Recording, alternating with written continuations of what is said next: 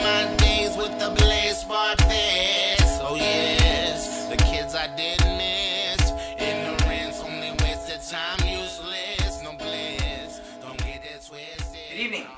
I'm Jay Antonio, and you're watching Raising Awareness Now.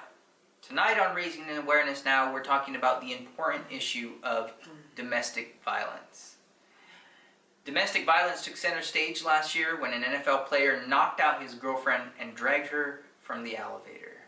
An appalling situation. Tonight, we have someone that has experienced domestic violence in her life. Her name is CeCe. Thank you, CeCe, for being here tonight on Raising Awareness Now. Thank you, Jay. She's going to discuss some of her experiences, and also we hope that you can take a message of hope from this, to know that you can escape from a relationship that involves domestic violence, that you can find the strength, because CeCe here did. CeCe, when did this domestic violence start in your life? How long ago? When was this? I would say when I was about 32. I went through a pretty bad divorce and the death of a son, so my self-esteem was pretty low. And that's, so after the divorce, you got involved in a relationship. yes. And how did this relationship start out? It started off great. You know, he was very sympathetic to the situation that I had lost a son and was struggling financially a little bit. And he was very cordial, very nice. And that's how it started. It's always nice. The love affair is always nice in the beginning. Yeah. What were some of the signs that you started to see that put maybe a flag up in your mind that, oh, okay, something's starting to change here?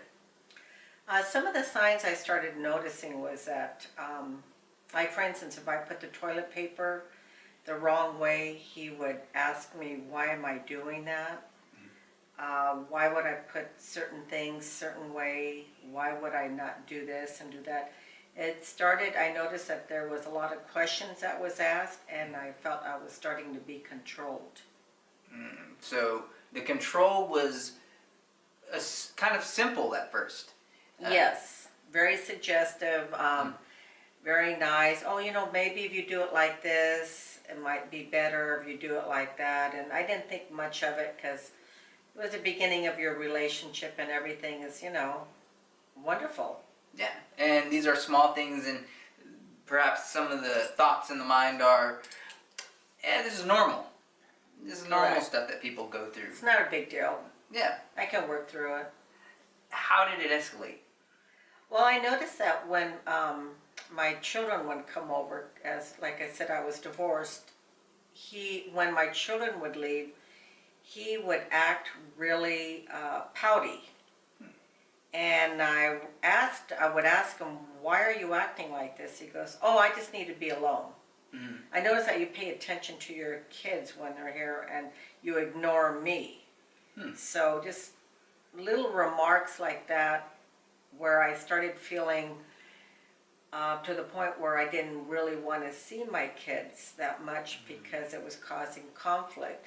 And of course that was wrong, but I was already in such a emotional state of mind that I was very depressed because I had had a son that was killed 6 months prior to that. So he started becoming jealous. Yes. It was of your children, but was it of other people as well? Yes, I noticed that if I would be on the phone, he would be upset after, like, why are you on the phone so long? Basically trying to control my phone calls. And at that point, it started to escalate even more. Yes. Can you describe what happened? Basically, I noticed that when we would go to the store, he would get upset if I was taking too long. He began accusing me of flirting. Began accusing me to the point me not wanting to go to the store with him, and I started feeling very angry inside, but I didn't want to show it to him because I started noticing that he now was raising his voice even more, and now we're 6 months into the relationship. So by now, you're already emotionally involved, you're mentally involved, and he had a way of twisting words around that made you feel like you were the dummy and he was a smart one. So it started off slow, it progressed, and really, what we're seeing here is controlling, Yes. jealousy, Yes. and now that is turning into mental abuse. Yes. And that mental abuse is kind of locking you in because of your emotional involvement as well. Yes, absolutely.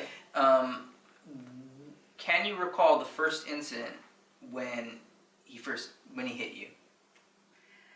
Oh my goodness.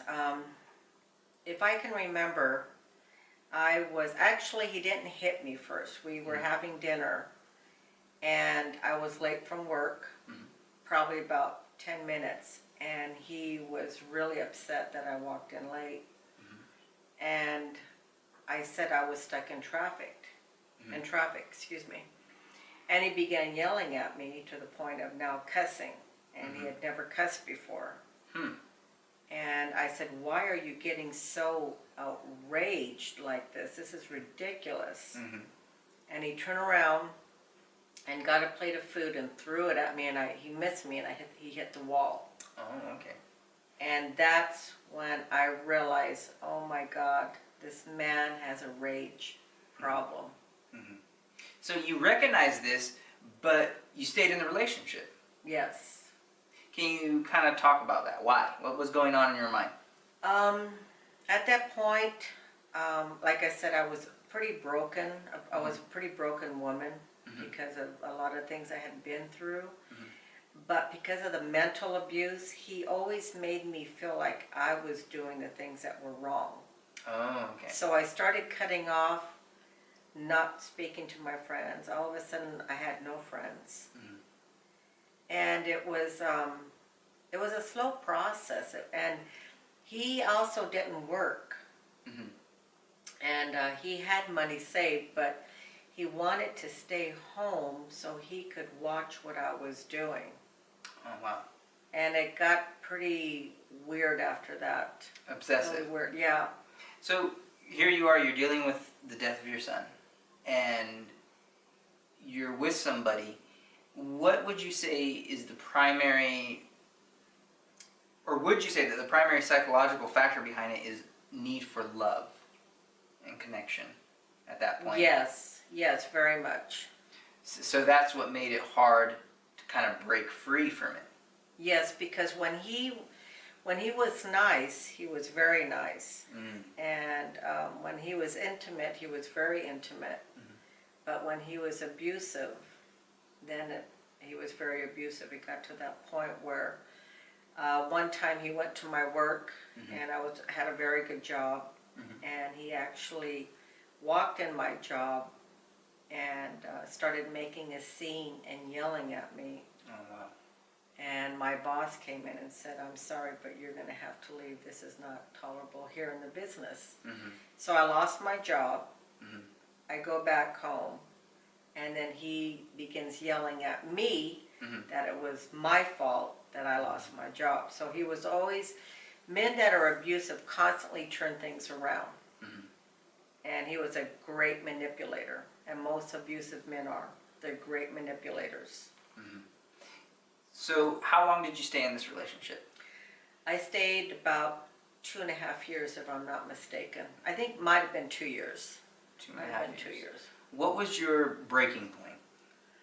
My breaking point was, well, if I could go back just a little bit, we always have signs. There's always signs. And there was a gentleman next door to where we were living. He came up to me one day when he wasn't around, and he told me, he said, CeCe, I don't know if you know, but the last girlfriend he had, he put in the hospital. Oh, wow. And I said, no, I didn't know that. So I confronted him and asked him, is this what happened?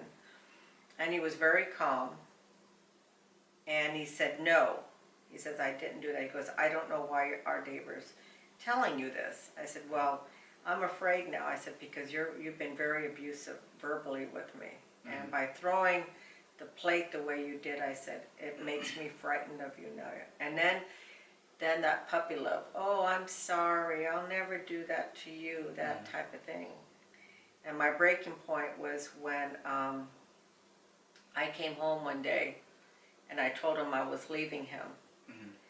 And he came home and he was yelling on the phone that he was going to kill me if I left him. So I began closing all the doors and windows, and I called the police. And he broke the window and jumped in and put a knife to my throat. Oh, wow. And right then and there, the police came. Man, wow, that's atrocious. Yes, horrible. it is. It must have been a harrowing experience for you. Yes, it is. And and I've been one of the fortunate ones that did not end up in the hospital or dead. Yeah. Where did you muster up the strength? Like, you had that breaking point. You saw the signs that were going on, but you were in that relationship and you had stayed in it for 2.5 years, despite the signs. Yes. Where did you finally find the strength to say, you know what, I'm not going to take this anymore. I'm getting out of this no matter what? Well, at that point, I was already so paralyzed and so intimidated by him that even walking the wrong way, I was afraid. So what I decided to do is I started going back to church. Okay. And got in contact with an old friend, because by then I wasn't speaking to anybody. And she called me, and she actually walked me through by picking up my bag, because I knew that he did certain things at certain times, so I waited for that moment. And I walked with my bags out, and she told me, she goes, you're going to make it. So I had a friend from church that I met. That's good. And through getting in support groups and helping me understand why I had such a low self-esteem to even let such a person do this to me, I really believe just getting in church and getting involved with women and letting them know I needed help and allowing myself to get help. I think so many women out there that are going through this feel alone. Yes. They feel like they don't have somebody that they can rely on, and like you brought out, going to church, which is like a support group. Yes. You are able to draw strength from them. Yes. And break free of domestic violence. And that's something that hopefully whoever views this today can take home, is remember to reach out and connect. Yes, absolutely. No, no, no, no, no, no, no. No, no, no. No, no, no. I could give a damn about the money.